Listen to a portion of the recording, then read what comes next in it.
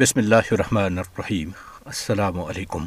محمد طارق سے خبریں سنیے۔ پاکستان میں بھارتی دہشت گردی تجزیاتی رپورٹ۔ پی ڈی پی ممبران اسمبلی 13 جولائی کے شہداء کی تعطیل کی قرارداد کو یقینی بنائیں، محبوبہ مفتی۔ شہریار آفریدی نے سابق ڈنمارک قانون ساز کو مقبوضہ جموں اور کشمیر میں بھارتی مظالم پر بریفنگ دی۔ بنگلہ دیش نے بھارتی اخبار کی خبر کو جھوٹی قرار دے کر مسترد کر دیا۔ میری اپنی بیٹی محفوظ نہیں تو دوسروں کا کیا حال ہوگا، بھارتی وزیر۔ اسرائیل نے غزہ میں امداد اور سامان کی ترسیل روک دی۔ اسرائیل کی جانب سے غزہ کی امداد کی معطلی پر اقوام متحدہ کا اظہار تشویش۔ غزہ جنگ بندی برقرار رہنا ضروری ہے، ریڈ کراس۔ سعودی عرب کی غزہ میں امداد کے داخلے کو روکنے کے اسرائیلی فیصلے کی مذمت۔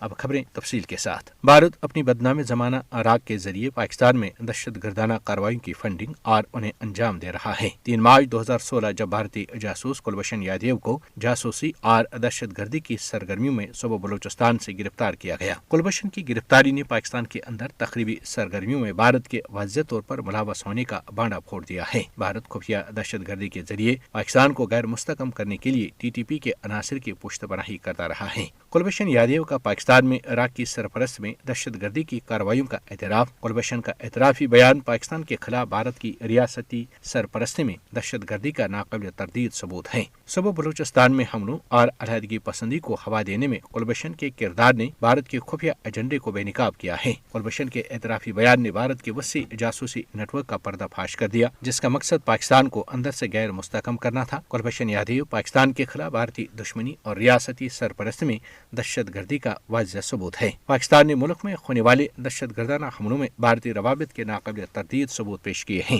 بھارت نے پاکستان کے خلاف دہشت گردی کی مالی معاونت اور سرپرستی کر کے بین الاقوامی اصولوں کی صریحاً خلاف ورزی کی ہے۔ بھارت کی پاکستان کی خود مختاری کی کھلم کھلا خلاف ورزی سے علاقائی عدم استحکام اور امن کے اقدامات کو سبوتاژ کیا گیا۔ عالمی عدالتی انصاف میں پاکستان کی قانونی فتح نے کلبھوشن کے جرم پر مہر تصدیق ثبت کر دی اور بھارت کی جارحیت کے خلاف اس کے سفارتی موقف کو مضبوط کیا۔ کلبھوشن کیس پر عالمی توجہ نے دہشت گردی اور عدم استحکام کو فروغ دینے میں بھارت کے کردار کے بارے میں پاکستان کے بیانیے کو تقویت پہنچائی ہے۔ مقبوضہ جموں اور کشمیر میں people's democratic party P D P سربراہ محبوبہ مفتی نے پارٹی کے تینوں ممبران اسمبلی سے کہا ہے کہ وہ اس بات کو یقینی بنائیں کہ 13 جولائی کے شہداء کی یاد میں تعطیل کی قرارداد مقبوضہ جموں اور کشمیر اسمبلی کے بجٹ اجلاس کے دوران منظور کی جائے۔ 13 جولائی کو مقبوضہ جموں اور کشمیر میں ان 22 افراد کی یاد میں عام تعطیل کے طور پر منایا جاتا ہے جو 1931 میں سینٹرل جیل سری نگر کے باہر ڈوگرا مہاراجہ کے فوجوں کی گولیوں کا نشانہ بنے تھے۔ تاہم یہ تعطیل لیفٹیننٹ گورنر کی زیر قیادت بھارتی انتظامیہ نے 5 اگست 2019 میں خصوصی آئینی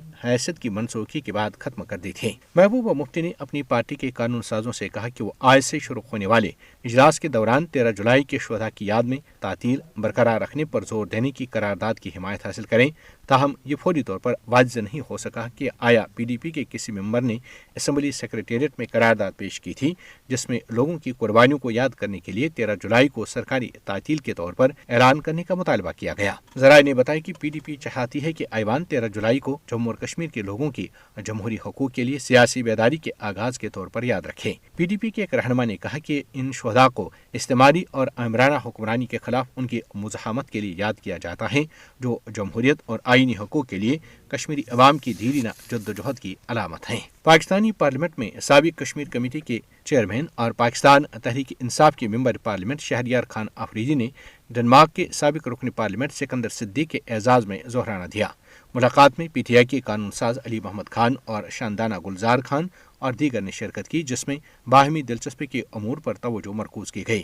شہریار خان آفریدی نے مقبوضہ جموں اور کشمیر میں کشمیری مسلمانوں کے مذہبی آزادی کے حق کو سلب کرنے کے لیے عائد کی جانے والی نئی پابندیوں پر افسوس کا اظہار کیا اور سکندر صدیق پر زور دیا کہ وہ اس معاملے کو یورپی یونین کے تمام پلیٹ فارمز اور دیگر متعلقہ فورمز پر اٹھائیں۔ انہوں نے ڈنمارک کے سابق رکن پارلیمنٹ کو بتایا کہ میروائز عمر فاروق کے سسر ڈاکٹر غلام سبطین مسعودی جو 26 فروری کو انتقال کر گئی لیکن قابض بھارتی فوجوں نے سری نگر کی جامع مسجد میں ان کی نماز جنازہ ادا کرنے نہیں دی۔